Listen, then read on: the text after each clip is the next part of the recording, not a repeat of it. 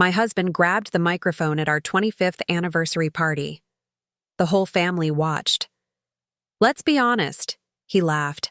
"I made the money. She just changed diapers. She is lucky I kept her." The hotel owner, a billionaire who had been watching from the shadows, stepped onto the stage. He snatched the mic from my husband and said, "She isn't lucky. She is the one who got away. I've been waiting 25 years for you to make a mistake like this. I'm glad to have you here. Follow my story until the end and comment the city you're watching from, so I can see how far my story has reached." I should have known something was wrong the moment I saw Easton adjusting his tie in that particular way, the same way he did before important business presentations.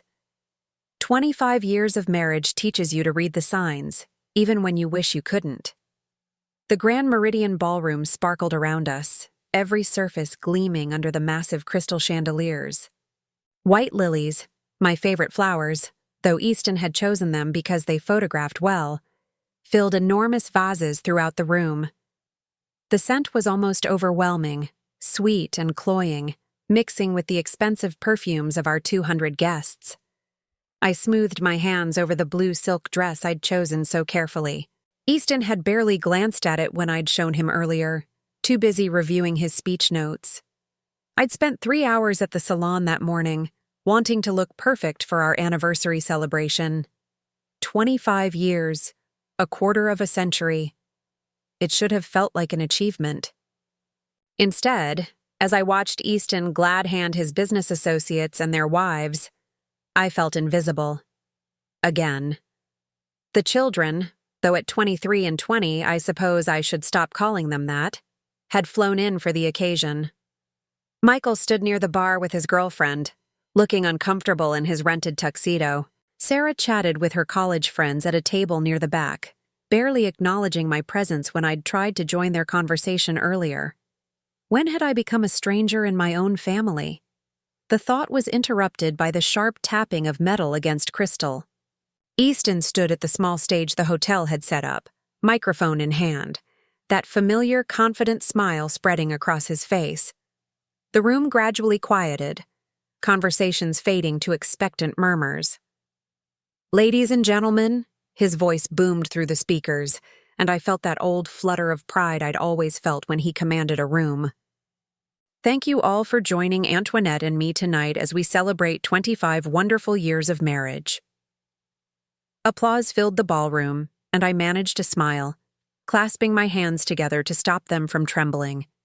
This was it. Our moment. Our celebration of everything we'd built together. "You know," Easton continued, his tone shifting to something more casual, more intimate, "I've been thinking about what makes a marriage work, what makes it last through all the ups and downs." I leaned forward slightly, curious despite myself. We'd never really talked about what made our marriage work. We just existed together, parallel lives that occasionally intersected. "And I realized," Easton said, his smile widening as scattered chuckles rippled through the crowd, "it comes down to knowing your roles, understanding who brings what to the table." Something cold settled in my stomach. The way he said it, the slight emphasis on certain words. It felt wrong. Calculated. "Let's be honest here," Easton's voice carried easily through the suddenly silent room. "I made the money. I built the business. I provided the lifestyle we all enjoy." He gestured broadly at the opulent ballroom, at the designer gowns and expensive suits surrounding us. "Antoinette, well, she changed diapers." The words hit me like a physical blow. I actually felt my breath catch, felt the color drain from my face as the room erupted in uncomfortable laughter. Not real laughter, the kind of forced chuckling people do when they're witnessing something they shouldn't be witnessing. But Easton wasn't finished. "She is lucky I kept her," he said, and this time his smile looked sharp, predatory. "Really? What else would she do? She has no skills, no education that matters. She's been living off my success for 25 years. The room had gone completely silent now. Even the waitstaff had stopped moving, frozen in place like extras in a movie who'd forgotten their blocking. I could feel hundreds of eyes on me, feel the weight of their pity and embarrassment pressing down like a physical force. My hands were shaking now, my vision blurring as tears threatened to spill over. 25 years of my life reduced to diaper changing and lucky breaks. 25 years of supporting his dreams, raising his children, managing his household, being the perfect wife, all of it dismissed with casual cruelty in front of everyone we knew. I started to stand, needing to escape, needing to find somewhere to hide and process what had just happened. But before I could take a single step, another voice cut through the silence. "Excuse me." The voice was calm, controlled, but it carried an authority that made everyone turn, including Easton. I turned too, and felt my heart stop completely. Landon Blackwood stood at the edge of the stage, tall and silver-haired and completely unchanged in all the ways that mattered. 25 years had been kind to him. He'd grown into his angular features, his dark eyes more commanding than ever. He wore a perfectly tailored black suit that probably cost more than most people's cars, but he moved with the same quiet confidence he'd had as a struggling design student. What was he doing here? How was he here? Then I remembered. The Grand Meridian was his hotel. He owned the entire chain now. Landon Blackwood Hotels, with properties on 4 continents. I'd read about his success in magazines over the years, always with a mixture of pride and regret I'd never been able to fully examine. Easton blinked, his confidence faltering for the first time all evening. "I'm sorry. Who are you?" Landon stepped onto the stage with fluid grace, reaching for the microphone. "I'm Landon Blackwood. I own this hotel." His voice was pleasant, conversational, but there was steel underneath it.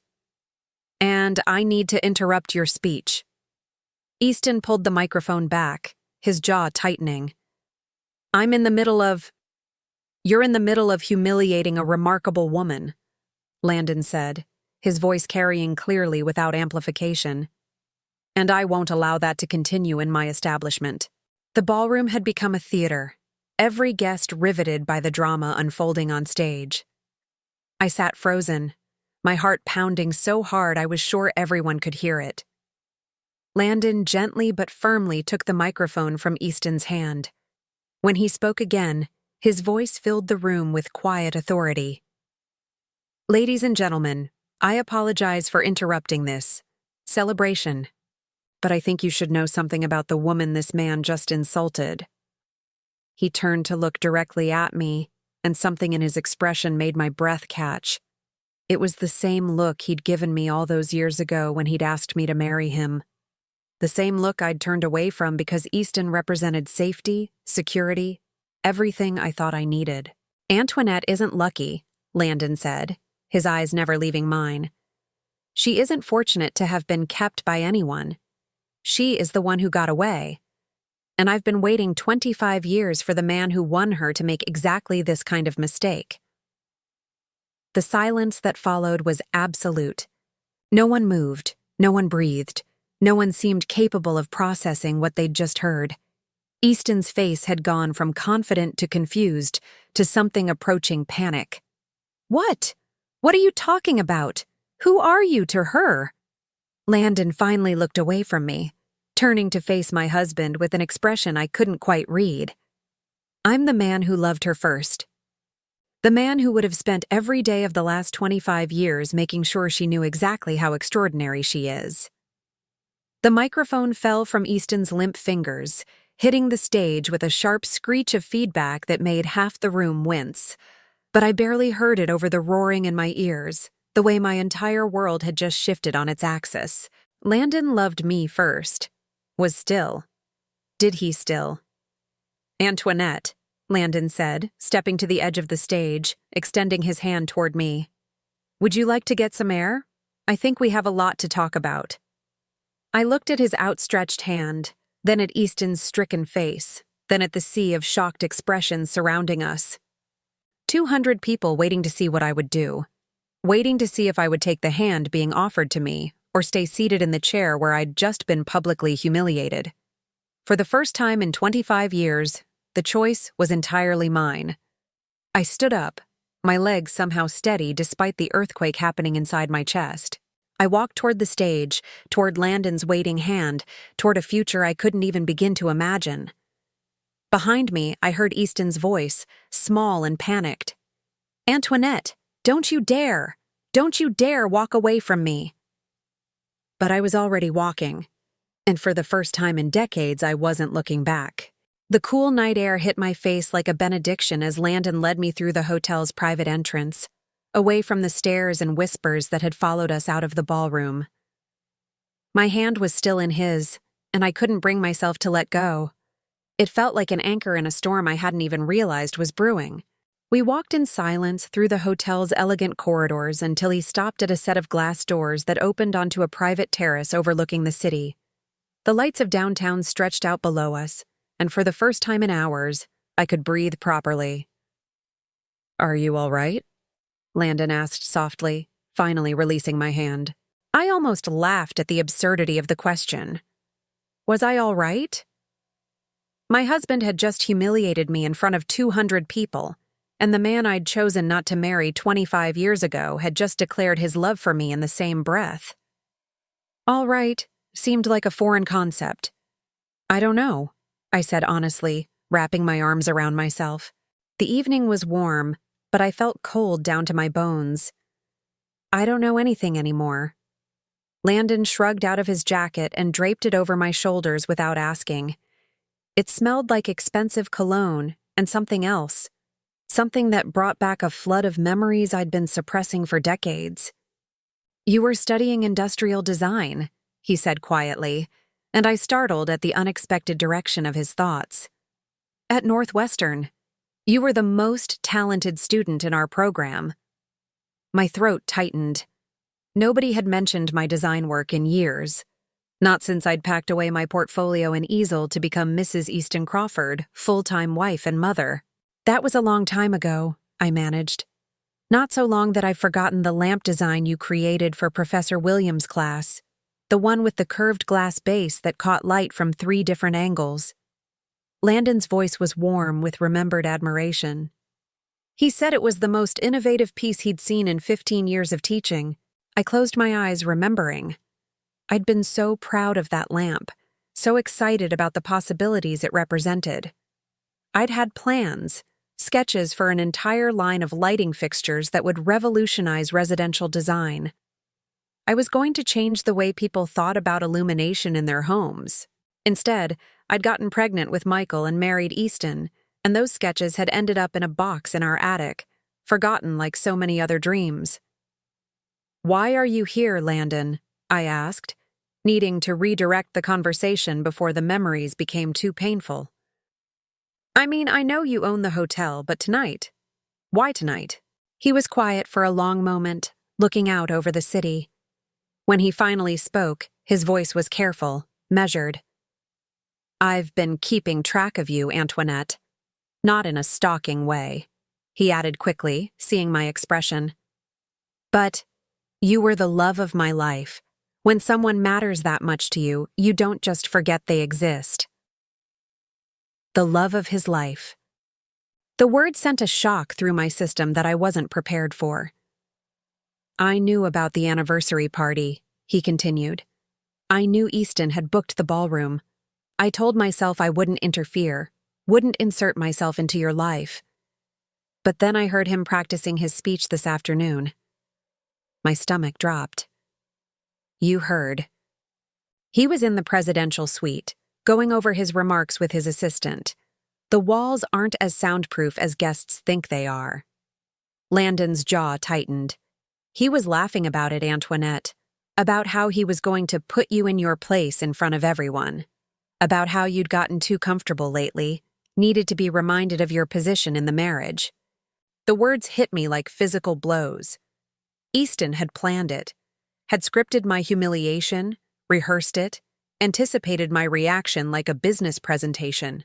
25 years of marriage, and he'd reduced our relationship to a power play. "I couldn't let it happen," Landon said simply. "I couldn't stand there and watch him destroy you without fighting back." Fighting back. When was the last time anyone had fought for me? When was the last time I'd fought for myself? The answer came with brutal clarity. Never. I'd never fought for anything I wanted. I'd always chosen the safe path, the expected path, the path of least resistance, like choosing Easton over Landon. The memory hit me with sudden, devastating force. I was 21 again, standing in my tiny apartment near campus, staring at two very different proposals. Literally. Both men had proposed to me within a week of each other. Landon had been passionate, romantic, down on one knee in the campus sculpture garden with a ring he'd designed himself. A simple band with a small diamond surrounded by tiny pieces of colored glass arranged like a sunburst. He'd been broke, surviving on instant noodles and student loans. But his eyes had burned with certainty when he'd told me he loved me. "I don't have much to offer you right now," he'd said, his voice shaking with emotion. "But I'll spend every day of my life making sure you never regret saying yes." Easton's proposal had come 3 days later, in an expensive restaurant downtown.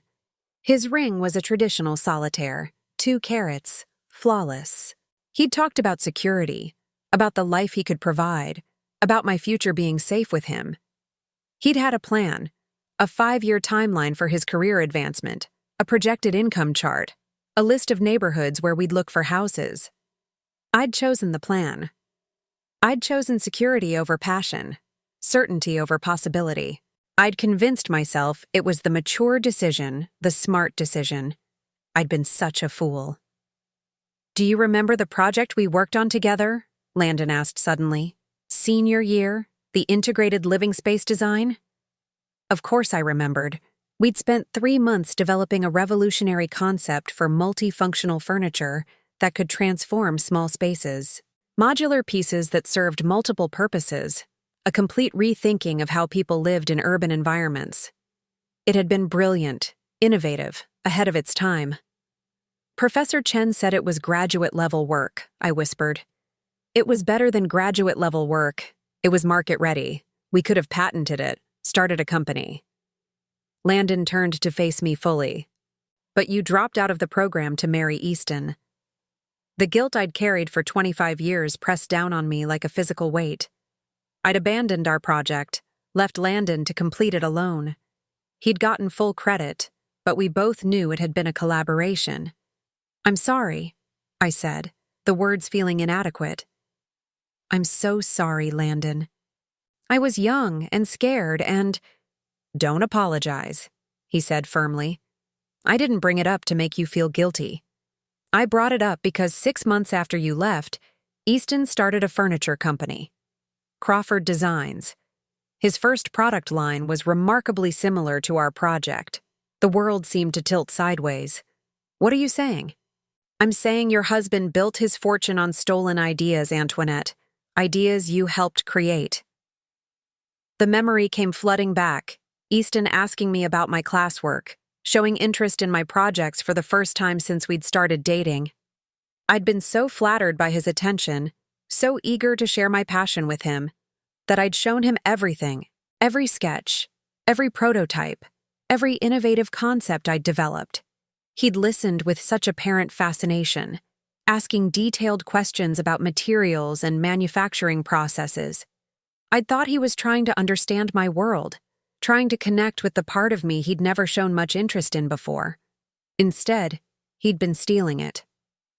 "The modular coffee table that launched his company," Landon continued quietly, "the one that could be reconfigured into a dining table and storage unit? That was your design, wasn't it?" It was. I'd sketched it during a late-night study session, frustrated by the limitations of my tiny apartment. Easton had found the sketch on my kitchen counter and studied it for nearly an hour, asking me to explain every detail. "He said he wanted to understand my work," I whispered, my voice breaking. "He said he was proud of my creativity." He was. Proud enough to claim it as his own. The betrayal hit me in waves. It wasn't just the humiliation in the ballroom tonight. It was 25 years of lies, 25 years of building a life on stolen dreams, 25 years of watching my husband take credit for my innovations while dismissing me as nothing more than a housewife. Every major breakthrough Crawford Designs has had, I said slowly, pieces clicking into place with horrible clarity. The expandable shelving system, the convertible workspace furniture, the eco-friendly material innovations. I helped develop all of those. I gave him the ideas, helped him work through the problems, and then he made you feel like you were lucky to be included in his success, Landon finished. Made you feel like your contributions were insignificant. I thought about all the times I'd tried to talk to Easton about design, about my ideas for improving his products or developing new ones. He'd listen with that patronizing smile, pat my hand, and tell me I didn't understand the business side of things. He'd made me feel stupid for having opinions about an industry I'd once dreamed of revolutionizing. Why didn't you say something? I asked. All these years, why didn't you tell me? Landon was quiet for a long moment. Because you chose him, he said simply. Because you seemed happy, and I didn't want to be the bitter ex who couldn't let go. Because I thought, I hoped, that maybe he really did love you enough to deserve you. And now? His smile was sad but determined. Now I know better. Tonight proved that he never understood what he had. He never saw you the way I saw you. The way I still see you. The way he still saw me. Present tense. After 25 years of silence, after building an empire while I disappeared into domestic invisibility, he still saw me as the woman I'd been, the woman I'd forgotten I could be. What am I supposed to do with this information, Landon? I can't just. I have children, a life, responsibilities. You have choices, he said gently. Maybe for the first time in 25 years you have real choices. Choices. The word felt foreign, dangerous. I'd spent so long following the path laid out for me that I'd forgotten there could be other paths. The offer I made in there, Landon continued, about us talking, about the future. I meant it, Antoinette. I've built something real over the past 25 years. I have resources, connections, opportunities. I could help you reclaim what's yours. Your marriage ended tonight, he said. Not unkindly, but with absolute certainty. The moment Easton humiliated you in front of 200 people, the moment he reduced 25 years of partnership to diaper changing and charity, your marriage ended. The only question now is what comes next. What comes next? Another foreign concept. For 25 years, I'd known what came next. Another day of supporting Easton's dreams while burying my own. Another day of being grateful for scraps of attention from my own family. Another day of diminishing myself to make others comfortable. I need time, I said finally. I need to think. Landon reached into his jacket pocket and pulled out a business card. Take all the time you need, but when you're ready to remember who you really are, call me. I took the card, my fingers brushing his in the exchange. The touch sent electricity through me, a reminder of feelings I'd spent 25 years suppressing. The woman who designed that lamp, he said softly. The woman who could see possibilities where others saw limitations. She's still in there, Antoinette. She's been waiting for someone to believe in her again. Believe in her. In me. When was the last time anyone, including myself, had believed in me? As Landon walked away, leaving me alone with the city lights and the weight of 25 years of revelations, I realized something that terrified and exhilarated me in equal measure. I wanted to remember who I really was. I wanted to find that woman again, even if it meant destroying everything I thought I knew about my life. The question was whether I had the courage to try. I didn't go home that night. I couldn't face Easton. Couldn't stomach the thought of walking into our perfectly appointed house in Westfield Manor and pretending that everything was normal. Instead, I drove aimlessly through the city until I found myself parked outside the old Northwestern campus, staring at the building where I'd once believed I could change the world. My phone had been buzzing incessantly since I'd left the hotel. Easton, the children, even some of the guests from the party, probably calling to satisfy their curiosity about the drama they'd witnessed. I'd turned it off an hour ago, needing the silence to think.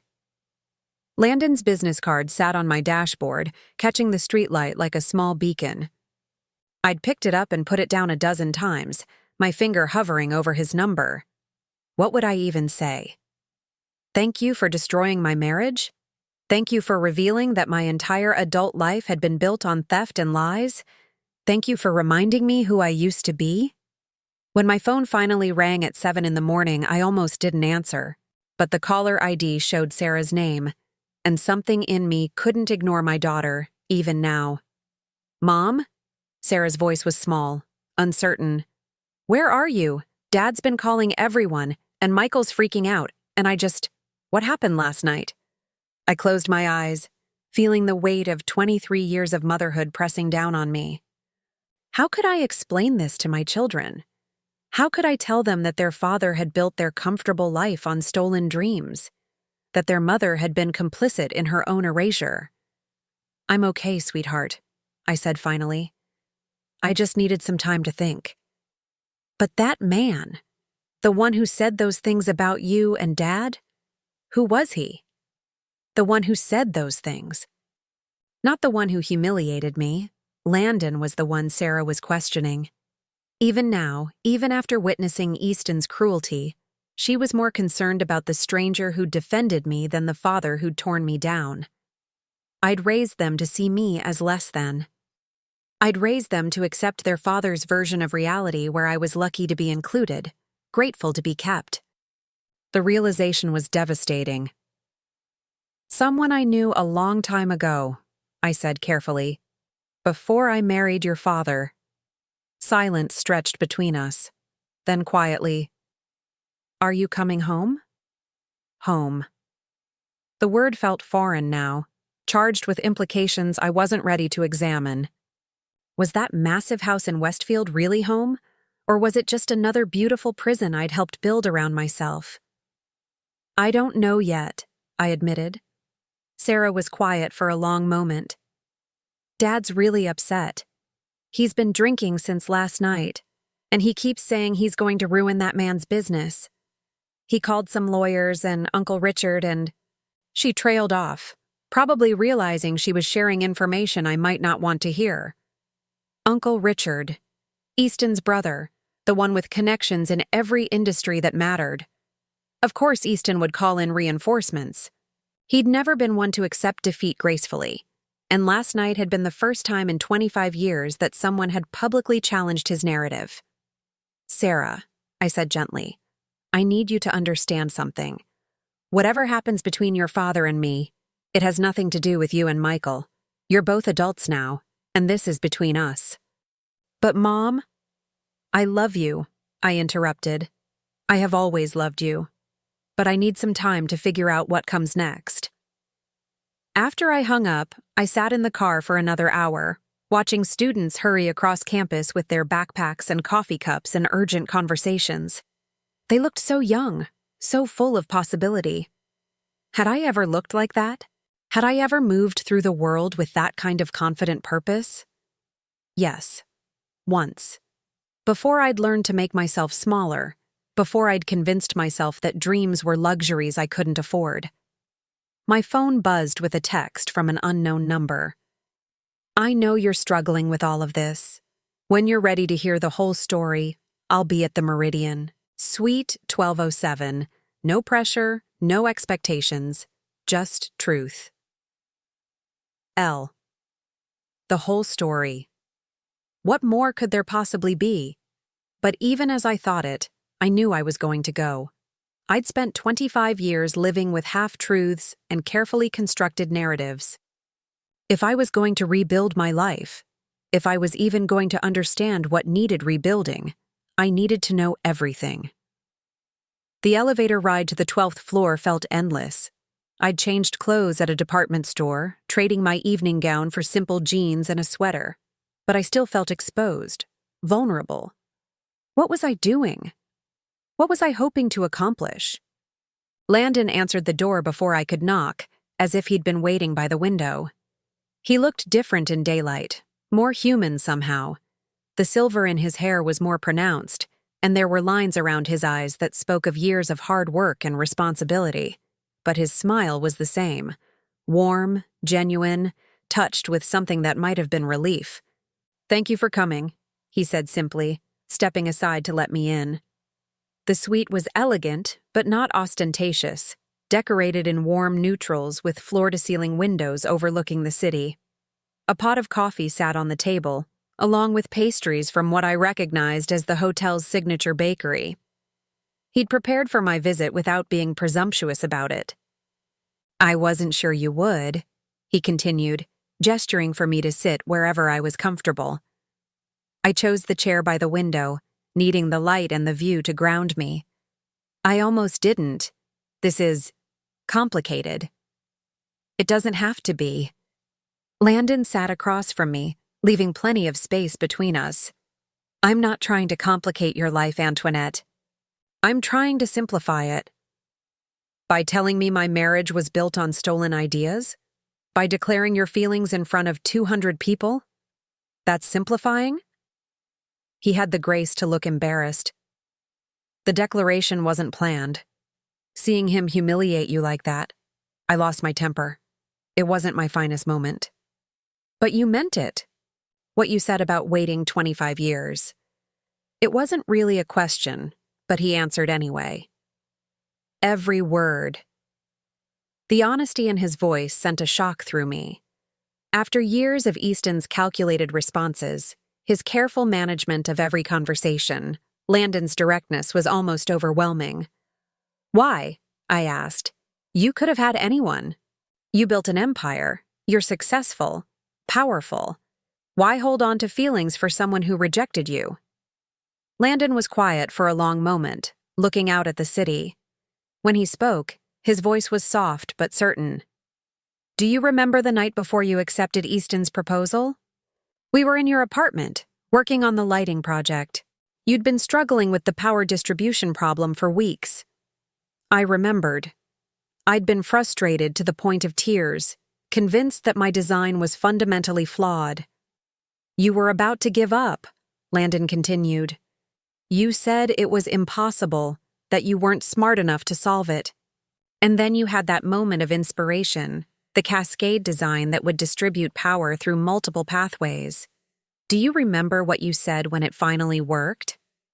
I did remember. I'd been so excited, so proud of the breakthrough. I said it felt like flying. "You said it felt like flying," he repeated, and I realized that I wanted to spend the rest of my life watching you have those moments. I wanted to be there every time you figured out something impossible, every time you created something beautiful. I wanted to build a life around your dreams taking flight. The memory was so vivid I could almost smell the coffee we'd been drinking, could almost feel the excitement that had coursed through me when the design finally came together. It had been one of the last times I'd felt that way, truly alive, truly myself. "But you chose safety instead," Landon said, not accusingly, but with deep sadness. And I understood why. Easton offered you security, certainty. I was offering you. Well, I was offering you a leap of faith. "I was scared," I whispered. "I was 21 and terrified of making the wrong choice. I know. And I've spent 25 years wondering if I could have made it easier for you. If I could have offered you more security, more certainty. If I could have convinced you that taking the leap was worth it. You never tried to contact me. After I got engaged, you just disappeared." Landon's smile was rueful. "I went to Europe, spent 5 years working for design firms in Milan and Barcelona, trying to forget you. It didn't work, but it did teach me a lot about business, about building something from nothing. When I came back to the States, I was determined to create the kind of success that would have made you proud to choose me. And then I realized that building an empire out of wounded pride was a hollow victory. I had everything I thought I wanted. But I was still missing the one thing that mattered. The one thing that mattered. Me. He was talking about me as if I was something precious, something worth waiting for. After years of being treated as an afterthought, as lucky to be kept, the attention was almost dizzying. Landon, I need to ask you something, and I need you to be completely honest.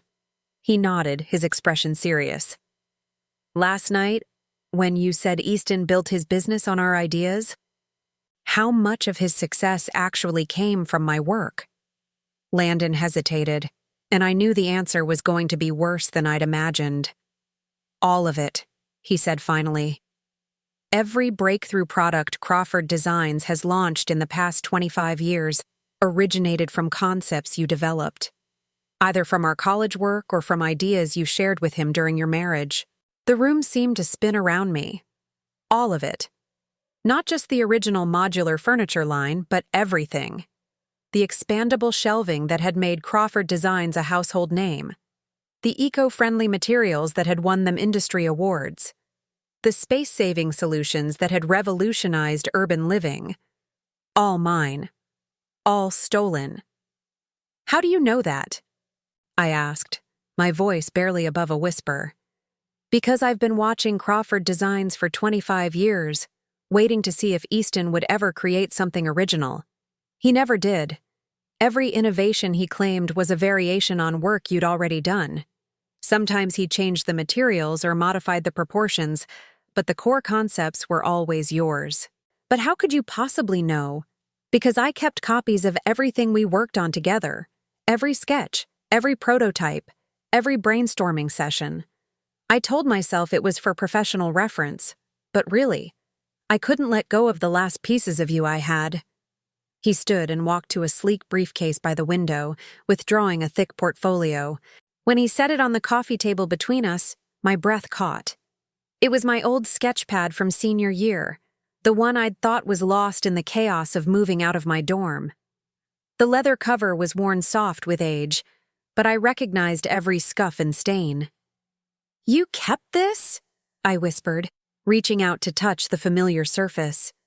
"I kept everything," Landon said quietly, including the original design for the lamp that started it all, the one Professor Williams called revolutionary, the one that became the basis for Easton's first product line. I opened the portfolio with trembling hands, and 25 years of suppressed memories came flooding back. Page after page of detailed sketches, concept drawings, innovative solutions to design problems that wouldn't become industry standard for years. Work I'd poured my heart and soul into. Work I'd been so proud of. Work I'd convinced myself had been meaningless amateur efforts. "He made me believe I was nothing," I said, tears blurring my vision as I turned the pages. He made me believe these were just silly student projects. They weren't silly, they were brilliant, and they made him rich. Rich on my ideas, successful on my innovations, respected for stealing my dreams. "What am I supposed to do with this information?" I asked, looking up at Landon through my tears. "Sue him? Destroy my children's father? Blow up my entire life for revenge?" "I'm not asking you to destroy anything," Landon said gently. "I'm asking you to reclaim what's yours. The ideas, yes, but more than that. I'm asking you to reclaim yourself. Reclaim myself. The woman who'd designed these innovations, who'd seen possibilities where others saw limitations. The woman who'd felt like she was flying when a complex problem finally yielded to her imagination. How? I asked. How do you reclaim 25 years of lost identity? Landon leaned forward, his eyes intense. You start creating again. You remember what it felt like to solve impossible problems. You let yourself dream big again. I'm 56 years old, Landon. I've been out of the design world for decades. Technology has changed. Markets have evolved. Design is design, he interrupted. Good ideas are timeless. And you. He reached across the table and covered my hand with his. You were always the most innovative thinker I knew. That doesn't just disappear. His touch was warm, solid, real. For the first time in years, I felt like someone was seeing me, really seeing me, not as a wife or mother or convenient accessory, but as myself. "I have an offer for you," Landon said, his voice steady and sure. "Not a romantic proposition, not a rescue mission, a business opportunity." I raised an eyebrow, curious despite my emotional upheaval. "I'm launching a new division of Blackwood Hotels, sustainable design consulting. Hotels around the world are demanding eco-friendly, space-efficient solutions, but most design firms are still thinking in outdated paradigms. I need someone who can revolutionize how we approach hospitality spaces." My heart began to pound. "You're offering me a job?" "I'm offering you a partnership. 50-50 ownership of the new division, full creative control, a chance to see your ideas implemented on a global scale." His grip on my hand tightened slightly. "A chance to show the world what Antoinette Crawford can really do." A partnership, creative control, global scale. The words sent electricity through me, awakening something that had been dormant for so long I'd forgotten it existed. "The salary would be $200,000 to start," Landon continued, "plus profit sharing once we're established. But more importantly, you'd own your work. Every design, every innovation, every breakthrough, it would be yours. Legally, publicly, permanently yours. Own my work." After 25 years of watching Easton profit from my ideas, the concept felt revolutionary. "I can't," I said automatically, the response so ingrained I didn't even think about it. "I mean, I have responsibilities, obligations." "To whom?" Landon asked quietly. "To the husband who humiliated you publicly? To the children who are adults with their own lives? To yourself?" To myself. When was the last time I'd had an obligation to myself? "I need time," I said. But even as I spoke the words, I could feel something shifting inside me. A spark of the old excitement, the old hunger to create something meaningful. "Take all the time you need," Landon said. "But while you're thinking, consider this. Right now, Easton is probably planning how to discredit me, how to minimize what happened last night. He's going to try to convince everyone, including you, that I'm just a bitter man trying to steal his wife." "Aren't you?" I asked, but without accusation. I genuinely wanted to know. Landon's smile was sad but honest.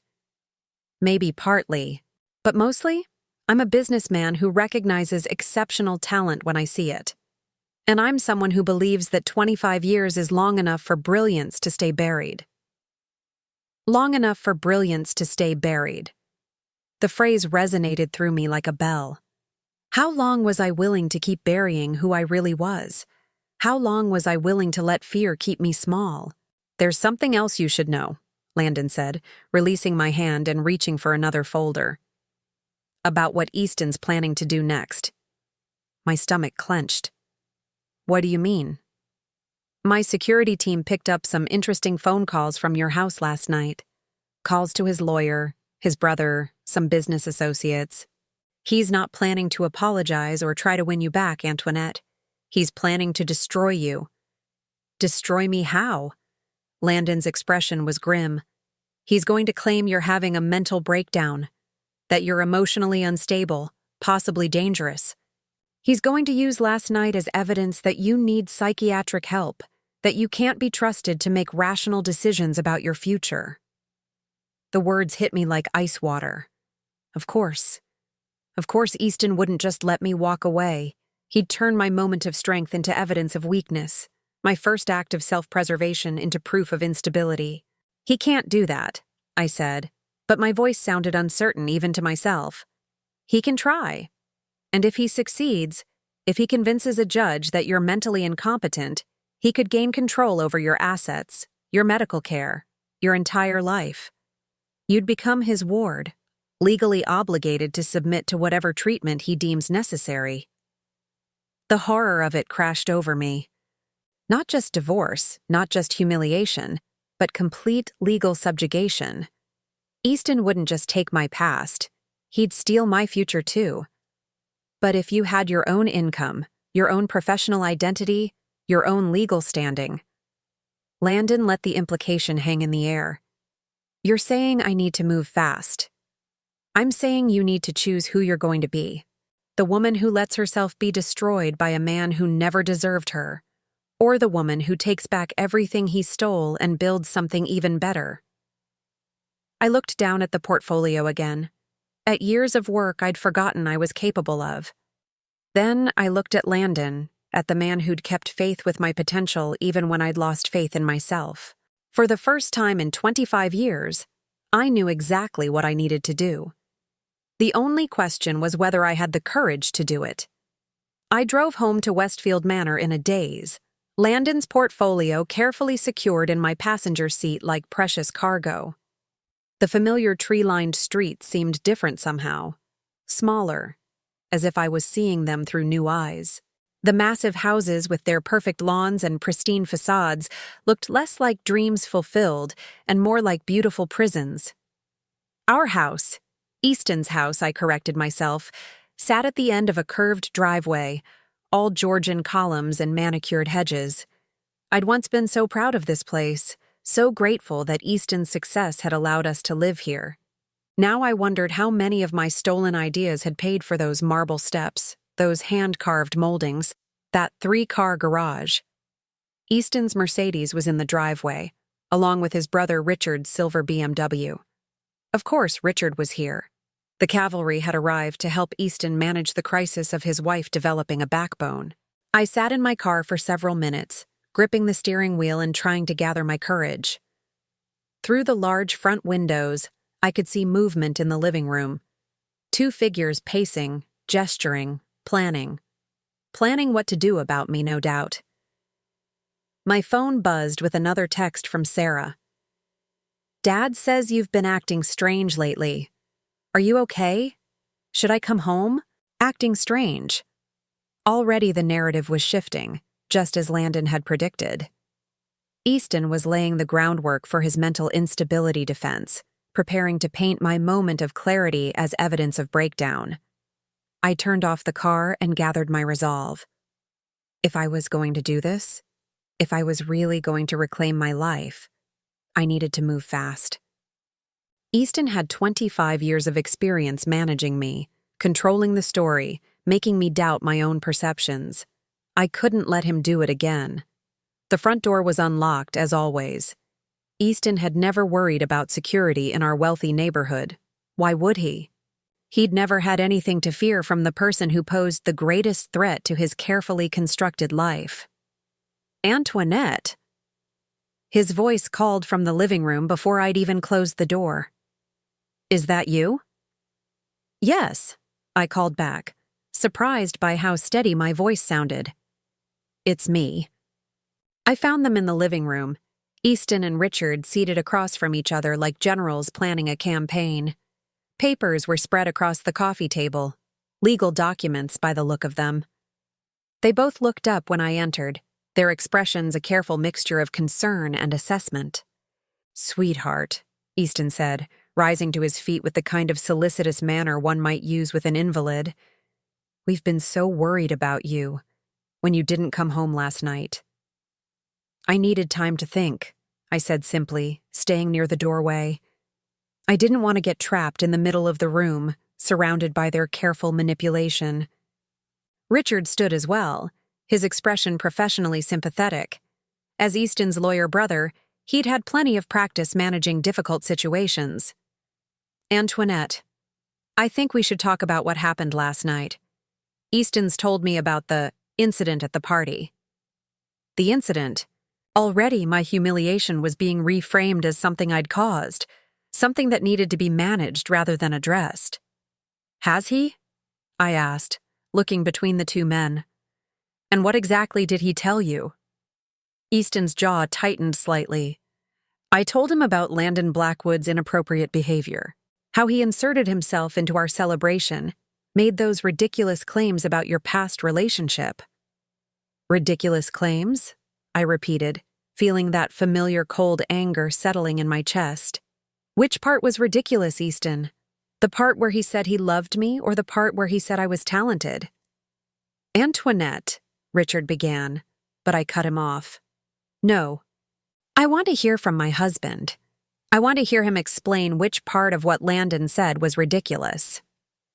Easton's mask of concern slipped slightly, revealing the irritation underneath.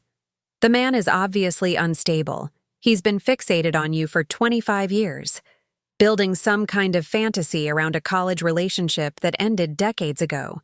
A fantasy, I said slowly. So when he said I was a talented designer, that was fantasy. You took a few art classes, Easton said dismissively. It's hardly the foundation for a career. A few art classes. I felt the familiar sting of his casual dismissal, but this time it was accompanied by something else. Clarity.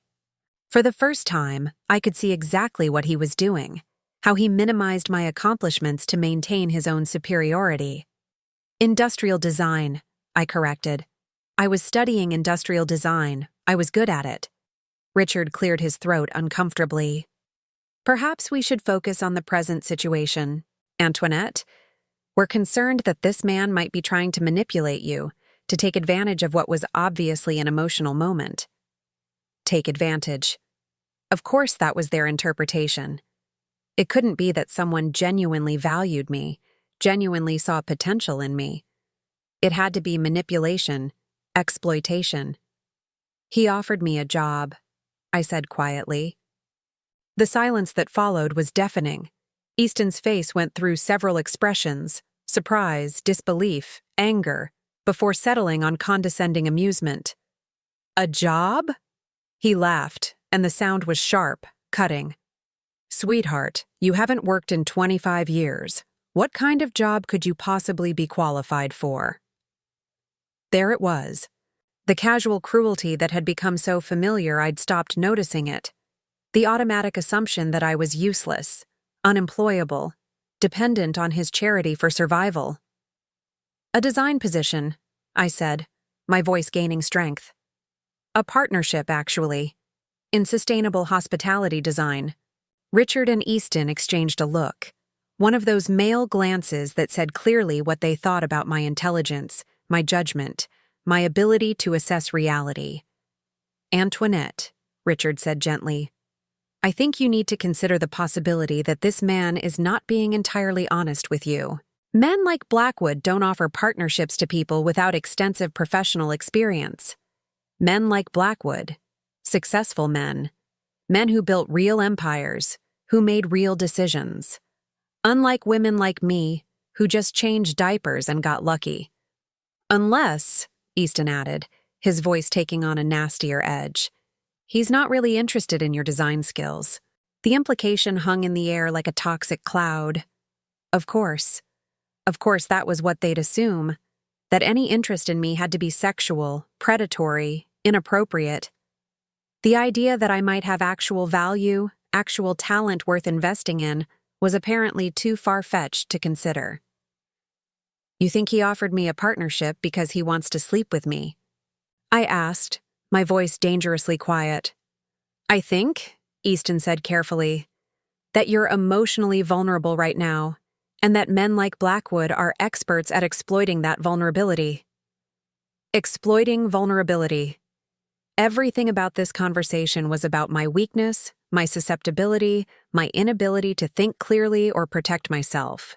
They weren't discussing my humiliation at the party, Easton's public cruelty, or the problems in our marriage. They were focused entirely on managing the threat I apparently posed to their carefully ordered world. What would you like me to do? I asked, curious to hear their plan. Richard leaned forward, his expression earnest and professional. We think you should consider getting some help. You've been under a lot of stress lately, and last night was obviously traumatic. There are excellent facilities that specialize in helping people work through these kinds of episodes. Episodes? There was the word Landon had warned me about.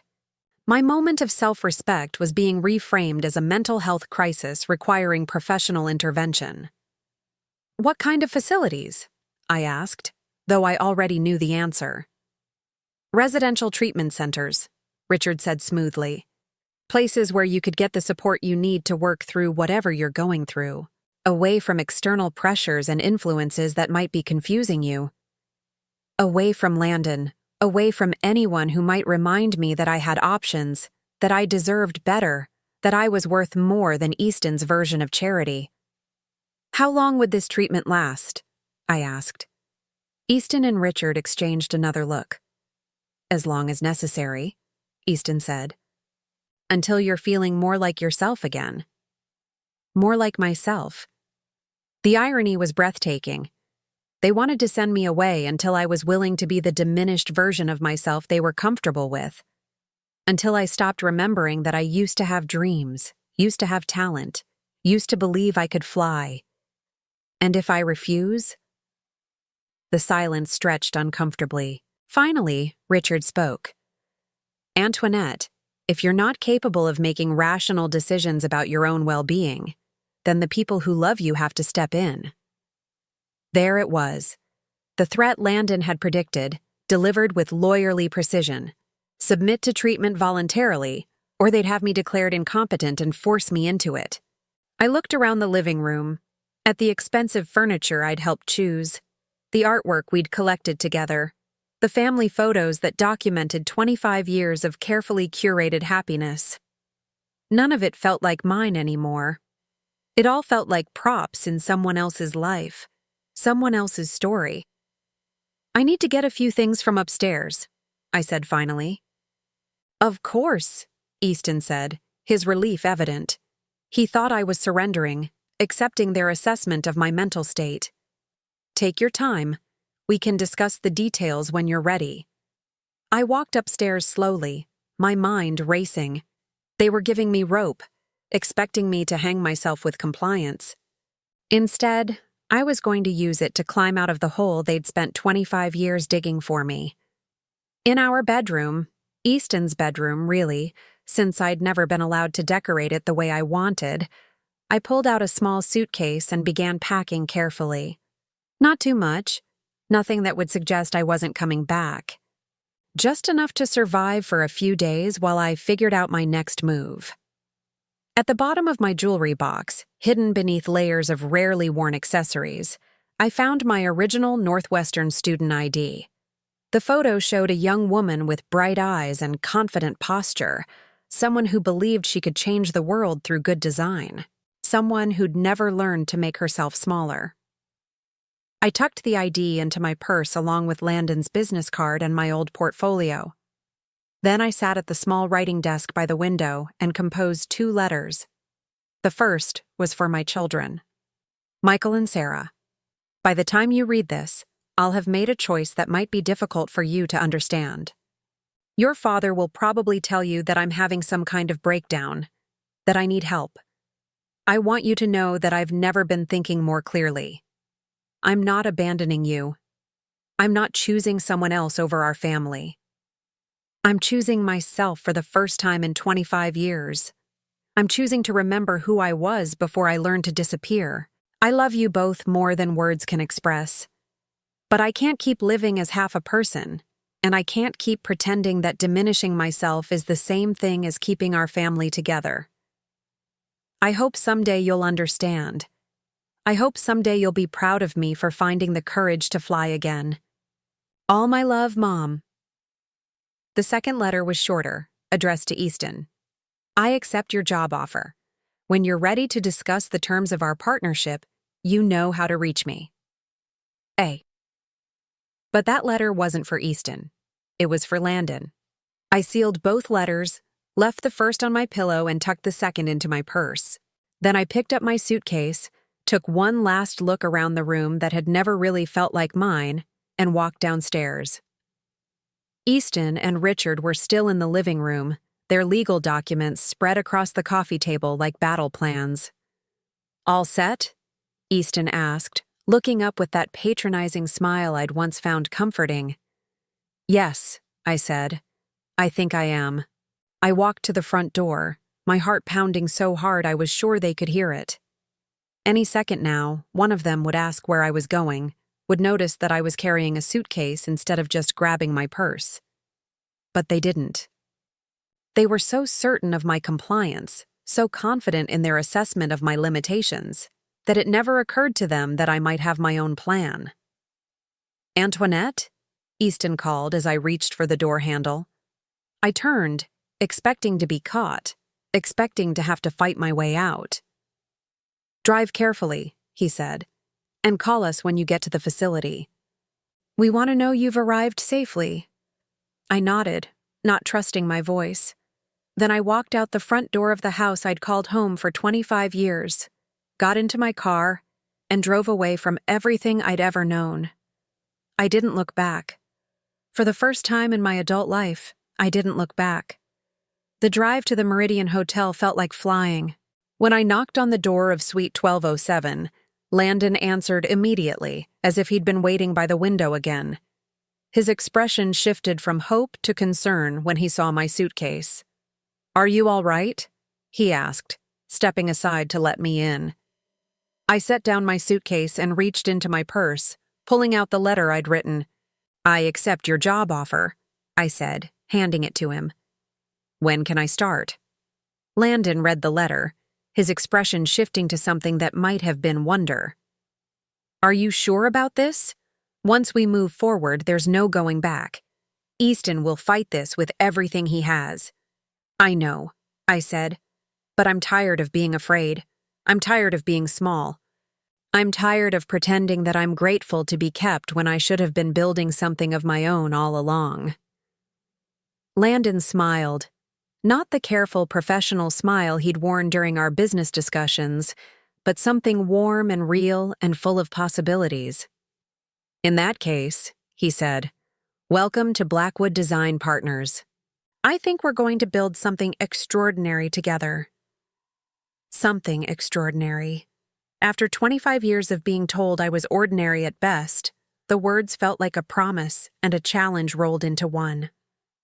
3 weeks after I walked out of Easton's carefully controlled world, I was sitting in the bright, modern office space that Landon had secured for Blackwood Design Partners. Sunlight streamed through floor-to-ceiling windows, illuminating the drafting tables and computer workstations that would soon house our revolutionary approach to sustainable hospitality design. I'd been working 16-hour days, partly because I was genuinely excited about the projects we were developing, but mostly because I was terrified that if I stopped moving, I'd lose my nerve and crawl back to the safety of my old life. The transformation had been swift and stunning. In just 3 weeks, I'd designed a modular hotel room system that could reduce construction costs by 30% while increasing energy efficiency by nearly half. The prototype had hotel executives flying in from around the world to see what we were creating. But success, I was learning, came with a price. My phone had been ringing constantly since the first industry article about Blackwood Design Partners had been published. Not with congratulations or business inquiries, but with increasingly frantic calls from Easton. I'd stopped answering after the first few conversations made it clear that he wasn't interested in reconciliation. He was focused entirely on damage control. This morning's voicemail had been particularly venomous. "You think you can just walk away and play businesswoman? You think that man actually cares about your pathetic little sketches? I built everything you're trying to destroy, Antoinette. Everything. And I'm not going to let you take it away." I was reviewing the latest designs for our Singapore project when Sarah knocked on my office door. I looked up, surprised to see her. We'd spoken on the phone several times since I'd left, but she'd never visited my new workplace. "Mom?" She stood uncertainly in the doorway, looking younger than her 20 years. "Do you have a minute?" "Of course, sweetheart. Come in." I gestured to the comfortable chairs by the window, clearing away the architectural drawings that covered every surface. Sarah sat down carefully, her designer purse clutched in her lap like a shield. She was dressed in the kind of expensive casual wear that screamed private college student, clothes that Easton's stolen success had purchased. "I've been talking to Dad," she began, and I felt my stomach clench. "He's really worried about you, about this whole situation." "I'm sure he is," I said carefully. "What exactly has he told you?" Sarah shifted uncomfortably. "He says you're having some kind of midlife crisis, that this man Landon is taking advantage of you." That you're going to lose everything you've worked for. Everything I'd worked for. The irony was breathtaking. And what do you think? I don't know what to think, Sarah said, her voice small. This place is amazing, and you seem different, happier. But Dad says you're making a huge mistake, that you're destroying our family for some fantasy. Our family. I studied my daughter's face, seeing echoes of my own features mixed with Easton's stronger jawline. Sarah, do you remember much about me from when you were little? She frowned. What do you mean? Do you remember me ever working? Ever having interests outside of taking care of you and your brother? You volunteered at our schools. You organized charity events. You managed the household. But do you remember me ever creating anything? Ever pursuing my own dreams? Sarah was quiet for a long moment. No, she said finally. But that's what mothers do, right? They sacrifice for their families. Sacrifice for their families. There was the lesson I'd taught her without meaning to, that women existed to serve others, that our own dreams were luxuries we couldn't afford. Sarah, I need to tell you something about your father's business, about how Crawford Designs really started. Over the next hour, I showed her everything. The original portfolio Landon had preserved, the timeline of Easton's innovations compared to my college work, the undeniable evidence that Crawford Designs had been built on stolen ideas. Sarah went through several emotional stages as the truth sank in: disbelief, anger, confusion, and finally, a kind of numb acceptance. All of it? She asked, her voice barely above a whisper. Everything he built came from your work? Not everything, I said gently. Your father is a talented businessman, a skilled marketer. He knew how to take good ideas and turn them into successful products. But the ideas themselves, yes, they were mine. Sarah stared at the sketches spread across my desk, her face pale. Why didn't you ever say anything? Why didn't you fight for credit? Because I believed him when he said I was lucky to be included. Because I thought supporting his success was more important than claiming my own. Because I was young and scared, and I'd been taught that good wives don't compete with their husbands. But now you're competing with him, Sarah said, and there was something in her voice I couldn't quite identify. Now I'm finally being myself, I corrected. For the first time in 25 years, I'm using my talents for my own benefit instead of someone else's. Sarah was quiet for several minutes, studying the designs with new understanding. These are really yours? All of them? Every sketch, every concept, every innovation that made your father's fortune. I paused, choosing my words carefully. Sarah, I need you to understand something. I'm not trying to hurt your father, and I'm not trying to destroy your security. But I can't keep living as half a person just to preserve everyone else's comfort. What about us? Sarah asked, and now I could hear the fear underneath her composure. What about me and Michael? If you're right about this, if Dad's business really is based on stolen ideas, what happens to our future? It was a fair question, and one I'd been grappling with since I'd made my choice. I don't know, I admitted, but I do know that building your future on lies is no foundation at all. Before Sarah could respond, my phone rang. Landon's name appeared on the caller ID, and I could see from his expression through the glass wall of his office that something was wrong. Excuse me, I told Sarah, then answered the call. What is it? Antoinette, you need to come to my office immediately. We have a problem. I found Landon pacing behind his desk, his usual composed demeanor replaced by something approaching agitation. Sarah had followed me, hovering in the doorway uncertainly. What's wrong? I asked. Landon gestured to his computer screen, which displayed what looked like a legal document. Easton filed an injunction this morning. He's claiming that all the design work you've done for Blackwood Partners is stolen intellectual property that belongs to Crawford Designs. My blood turned to ice. He can't do that. Those designs are completely original. He's claiming they're derivative of work you did during your marriage, which under California law would make them community property. He's arguing that since you were unemployed and he was your sole source of financial support, any intellectual property you developed during the marriage belongs to both of you. But that's insane. I never worked on these specific projects during our marriage. It doesn't matter, Landon said grimly. He doesn't have to prove the designs are identical. He just has to demonstrate that they're based on techniques and concepts you developed while married to him.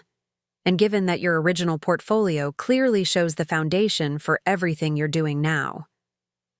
The implications hit me like a physical blow. Easton wasn't just trying to hurt me, he was trying to steal my work again. Even now, even after everything, he was attempting to claim ownership of my creativity. There's more, Landon continued. He's also filed for an emergency restraining order, claiming you're mentally unstable and that I'm manipulating you into making decisions that are harmful to your well-being and your family's financial security. Sarah gasped from the doorway. I'd forgotten she was there, forgotten that she was witnessing her parents' marriage implode in real time. What does that mean? I asked, though I was afraid I already knew. It means that until the court hearing next week, you're legally prohibited from making any business decisions or entering into any new contracts. It also means that if the judge rules in his favor, you could be forced to return all compensation you've received from Blackwood Partners and undergo psychiatric evaluation. The room seemed to spin around me. In one brilliant legal maneuver, Easton had managed to paint me as both a thief and a madwoman. If he succeeded, I'd lose everything. My newfound career, my financial independence, possibly even my freedom. Mom, Sarah said softly from the doorway, and I turned to look at her. Is this why you left? Because you knew he would do something like this?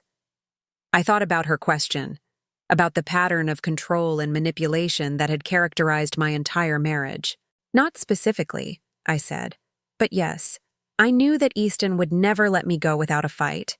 I knew he'd try to destroy me rather than face the truth about what he'd done. Sarah walked into the office and sat down heavily in one of the chairs. I need to ask you something, and I need you to be completely honest with me. I nodded, bracing myself. Are you in love with Landon? The question caught me off guard.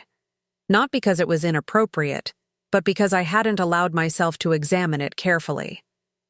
I don't know, I said finally. I know that he sees me as a person worth respecting, worth investing in. I know that he makes me feel capable and valuable in ways I'd forgotten were possible, whether that's love or just gratitude. I honestly can't tell anymore. Landon cleared his throat uncomfortably. Perhaps I should give you two some privacy. No, Sarah said firmly. You should hear this too. She turned to face me fully. Mom, I've been watching Dad for the past 3 weeks since you left. He's been drinking more, staying up all night making phone calls, obsessing over ways to get back at you and Landon. He's not acting like a man who's lost the love of his life. He's acting like someone who's lost control of his property. The observation was so perceptive, so mature, that I felt a surge of pride even in the middle of my crisis. What are you saying? I'm saying that maybe it's time someone in our family chose truth over comfort.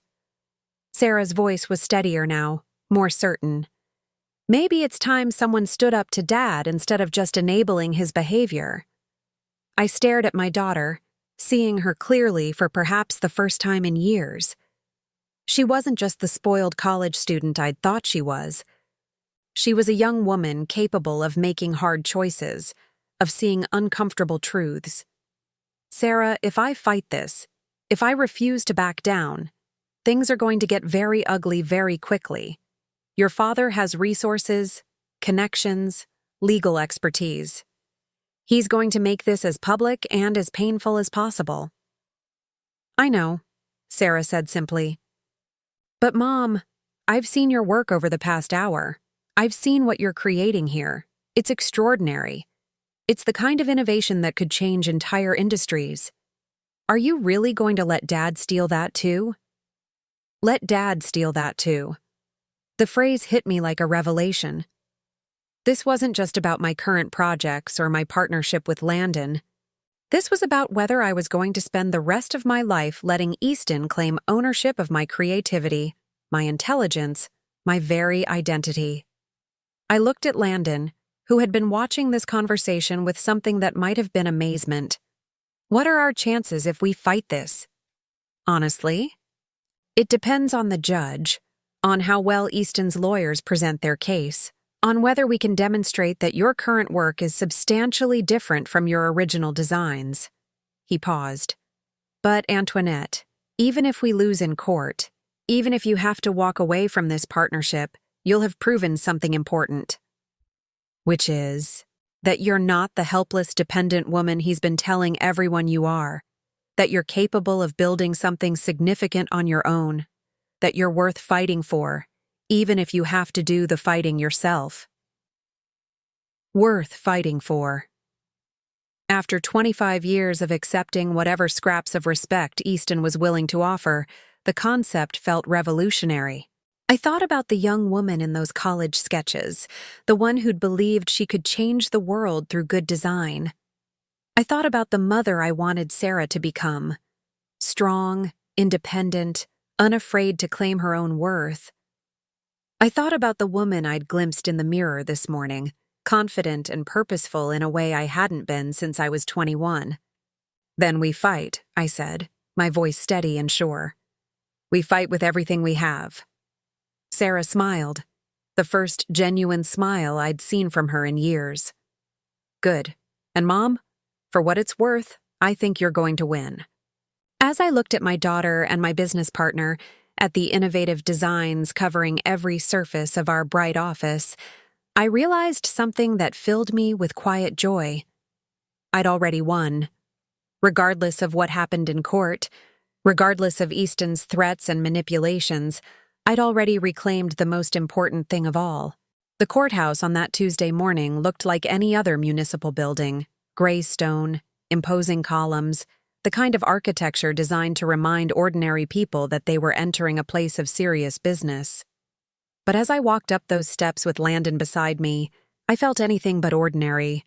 I was wearing a navy blue suit I'd bought specifically for this hearing, the first professional clothing I'd purchased in 25 years. My hair was pulled back in a sleek chignon, and I carried a leather briefcase that contained not just legal documents, but every piece of evidence that proved who I really was. Easton was already there when we entered the courtroom, flanked by his team of expensive lawyers. Richard sat behind him, along with several business associates whose presence was clearly meant to demonstrate the serious financial interests at stake. They all looked supremely confident, like men who had never doubted their right to win. Easton caught my eye and smiled.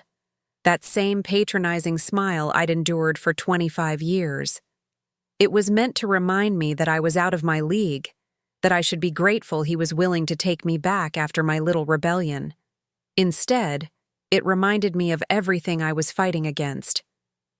Judge Patricia Holloway was a woman in her early 60s with sharp eyes and graying hair pulled back in a no-nonsense style.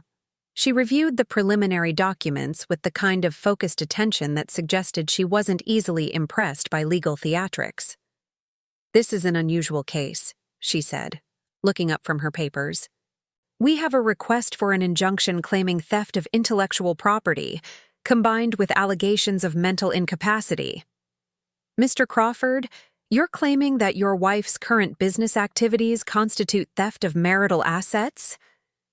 Easton's lead attorney, a sleek man named Harrison Weber, stood to address the court. "Yes, Your Honor, Mrs. Crawford has taken proprietary design concepts developed during the course of her 25-year marriage and used them to benefit a competing business enterprise. Under California community property law, those concepts belong equally to both spouses. And you're also claiming that Mrs. Crawford lacks the mental capacity to make these business decisions. We're concerned about Mrs. Crawford's emotional state, Your Honor. She abandoned her family home without warning, entered into business partnerships with a man she barely knows, and has been making increasingly erratic decisions. We believe she may be experiencing a psychological crisis that's affecting her judgment. I felt my lawyer, Janet Morrison, tense beside me. We'd prepared for this line of attack, but hearing it stated so clinically in open court was still jarring. "Mrs. Morrison," Judge Holloway said, "how does your client respond to these allegations?" Janet stood with quiet confidence. She was a woman about my age who'd built her reputation defending professionals in intellectual property disputes. "Your Honor, Mrs. Crawford is not mentally incapacitated, nor has she stolen anyone's intellectual property. What she has done is finally reclaim her own creative work after 25 years of watching her husband profit from her ideas." "That's a serious counter-allegation," the judge noted. "You're claiming that Mr. Crawford built his business on his wife's designs?" "We are, Your Honor, and we have extensive documentation to prove it." What followed was the most surreal hour of my life. Janet methodically presented the evidence we'd prepared, my original college portfolio, the timeline of Crawford Designs product launches, testimony from Professor Williams who remembered my work from Northwestern, even statements from former Crawford Designs employees who confirmed that I'd been the source of many innovative concepts over the years. Watching Easton's face as the truth unfolded was both satisfying and heartbreaking. He'd clearly expected this to be a simple matter of asserting male authority over a wayward wife. The idea that I might have legal standing, might have evidence, might actually be telling the truth, was obviously something his lawyers hadn't prepared him for. But the most important moment came when Judge Holloway asked me to address the court directly. "Mrs. Crawford," she said, "I'd like to hear from you personally. Can you explain to the court why you left your marriage and entered into this business partnership?" I stood slowly, my heart pounding but my voice steady. "Your Honor, I left my marriage because I realized I'd been living as half a person for 25 years. I'd convinced myself that supporting my husband's dreams was the same thing as having dreams of my own. I'd accepted that being grateful for his success was enough, even when that success was built on my work." I paused, looking directly at Easton. For 25 years, I told myself that love meant sacrifice, that good wives don't compete with their husbands, that being kept was a privilege I should be grateful for. But that night at our anniversary party, when my husband publicly reduced my contributions to diaper changing and luck, I finally understood that I hadn't been loved. I'd been managed. Easton's lawyer started to object, but Judge Holloway waved him off. "Continue, Mrs. Crawford." "The business partnership I entered into with Mr. Blackwood isn't built on stolen ideas, Your Honor. It's built on the ideas I never got to develop because I was too busy supporting someone else's career. It's built on concepts I created after I left my marriage, using skills I'd forgotten I had. And yes, those skills were developed during my marriage, but they were developed by me. They're mine." I reached into my briefcase and pulled out a folder containing my most recent designs, the modular hotel system that was revolutionizing sustainable hospitality design. "These are the designs Mr. Crawford claims belong to him," I said, handing the folder to the judge. "They were created 3 weeks ago in my new office, using software I taught myself and concepts I developed independently. They bear no resemblance to anything in my original college work or anything Crawford Designs has ever produced. They are entirely my own creation." Judge Holloway examined the designs carefully, comparing them to the earlier work we'd submitted as evidence. After several minutes, she looked up. "Mr. Weber, can you point to any specific similarities between these current designs and the work your client claims ownership of?" Easton's lawyer shuffled through his papers, clearly struggling. "The techniques are similar, Your Honor. The underlying approach to space utilization, the sustainable materials focus—" "Those are industry standards," Judge Holloway interrupted. "Any competent designer would use those approaches. I'm asking about specific design elements that demonstrate actual theft of intellectual property." Weber consulted with his team for several minutes before admitting, "The designs are substantially different in their specifics, Your Honor." "I see." Judge Holloway turned to me. "Mrs. Crawford, Regarding the allegations of mental incapacity, how do you respond? This was the moment I'd been both dreading and anticipating. Your Honor, if recognizing my own worth constitutes mental illness, then I suppose I'm guilty as charged.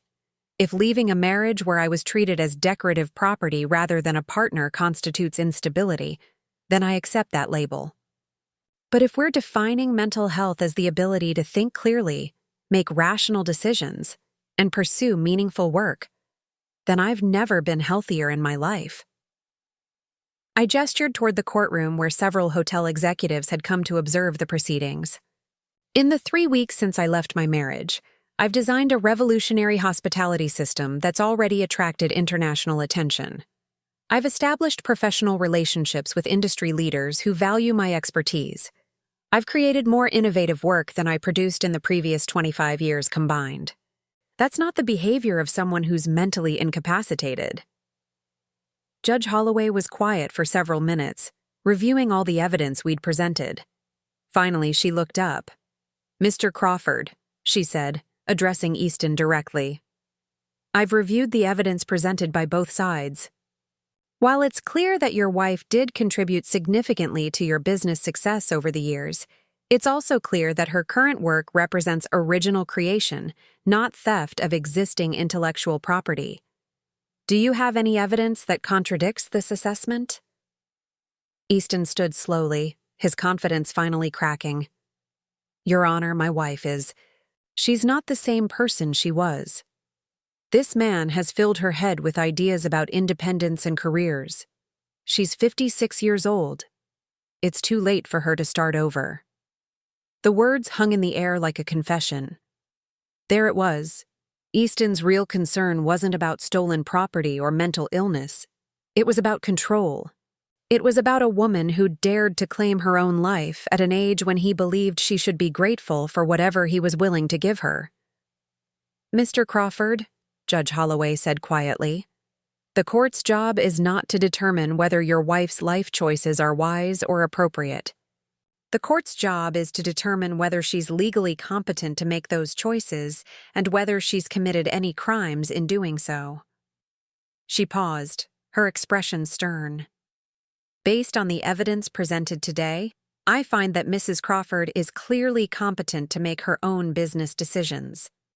I also find that there's no evidence she's committed theft of intellectual property. Her current work, while building on skills developed during her marriage, represents original creation that she owns independently." I felt my knees almost buckle with relief. Janet squeezed my arm supportively. "Therefore," the judge continued, "the request for an injunction is denied. The request for psychiatric evaluation is denied. Mrs. Crawford is free to continue her business partnership and retain any compensation she's received." She looked directly at Easton. "Mr. Crawford, I strongly advise you to consider whether pursuing this matter further is in anyone's best interest. The evidence suggests that your wife's contributions to your business success were far greater than you've acknowledged. Continuing to challenge her right to independent success could result in uncomfortable questions about the true origins of your own wealth." The threat was subtle but unmistakable. If Easton kept pushing, the court might start examining just how much of Crawford Designs really belonged to him. As we left the courthouse, I felt something I hadn't experienced in 25 years. Complete, unqualified victory. Not just legal victory, but personal vindication. A public acknowledgement that I was capable, competent, valuable. Sarah was waiting for us on the courthouse steps, having driven down from college to hear the verdict. When she saw my expression, she smiled.